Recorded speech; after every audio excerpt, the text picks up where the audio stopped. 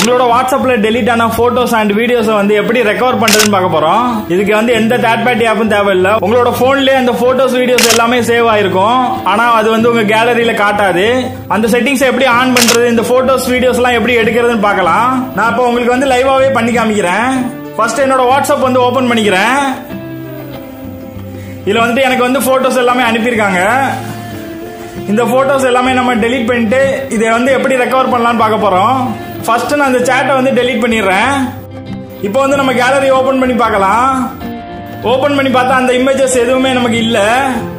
இப்போ வந்து அந்த இமேஜஸ் வந்து எப்படி கொண்டு வரதுன்னு பார்க்கலாம். ஃபர்ஸ்ட் உங்களோட மொபைல்ல வந்து கூகுள் ஃபைல்ஸ்னு ஒன்னு இருக்கும், அதை ஓபன் பண்ணுங்க.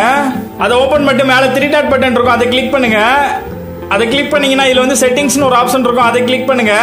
அதை கிளிக் பண்ணீங்கன்னா இதுல வந்து சவ் கிட்டன் ஃபைல்ஸ் இருக்கும், இதை வந்து ஆன் பண்ணுங்க.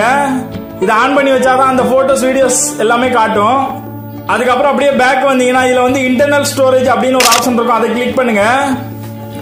அதை கிளிக் பண்ணிட்டு இதுல வந்து ஆண்ட்ராய்டுன்னு ஒரு ஆப்ஷன் இருக்கும், அதை கிளிக் பண்ணுங்க. அதை கிளிக் பண்ணிட்டு இதுல மீடியான்னு ஒரு ஆப்ஷன் இருக்கும், அதை கிளிக் பண்ணுங்க. இதுல வந்து வாட்ஸ்அப்னு ஒரு ஃபோல்டர் கொடுத்துருப்பாங்க, அதை கிளிக் பண்ணுங்க.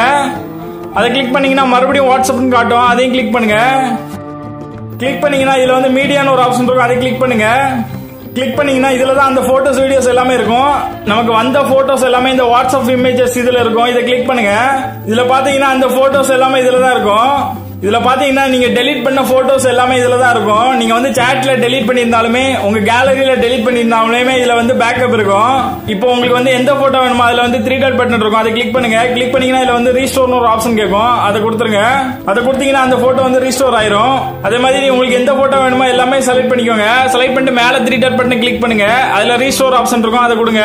அதை கொடுத்தீங்கன்னா எல்லாமே ரீஸ்டோர் ஆயிரும். இதே மாதிரி உங்களோட வாட்ஸ்அப்ல டெலீட் ஆன போட்டோஸ் எல்லாமே நீங்க வந்து ரெக்கவர் பண்ணிக்கலாம். அதே மாதிரி உங்களுக்கு வந்து வீடியோ ரெக்கார்ட் பண்ணீங்கன்னா இதுல வாட்ஸ்அப் வீடியோன்னு இருக்கும், அதை கிளிக் பண்ணுங்க. இதுல பாத்தீங்கன்னா உங்களோட வாட்ஸ்அப் வீடியோ எல்லாமே இதுல இருக்கும். அது மாதிரி வாட்ஸ்அப்ல டாக்குமெண்ட் எதுனா நீங்க வந்து டெலிட் பண்ணியிருந்தீங்கன்னா இதுல வந்து வாட்ஸ்அப் டாக்குமெண்ட் இருக்கும். இதுல பாத்தீங்கன்னா நீங்க டாக்குமெண்ட்ஸ் டெலிட் பண்ணியிருந்தீங்கன்னா அது எல்லாமே இந்த ஃபைல்ல இருக்கும். இந்த மாதிரி உங்களோட வாட்ஸ்அப் போட்டோஸ் டாக்குமெண்ட்ஸ் எல்லாமே வந்து நீங்க ரெக்கார்ட் பண்ணிக்கலாம். இந்த மாதிரி உங்களோட மொபைல்ல வந்து டெலிட் ஆன போட்டோஸ் வீடியோஸ் எல்லாமே நீங்க வந்து எந்த தேர்ட் பார்ட்டி ஆப்பும் யூஸ் பண்ணாம வந்து ரெக்கார்ட் பண்ணிக்கலாம். இந்த வீடியோ பிடிச்சிருந்தா நம்மளுடைய சேனலை வந்து மறக்காம சப்ஸ்கிரைப் பண்ணிக்கோங்க. கண்டிப்பா பெல் பட்டனை கிளிக் பண்ணுங்க, அப்பதான் நான் போட்ட வீடியோ நோட்டிஃபிகேஷன் உடனே வரும். Thank you friends.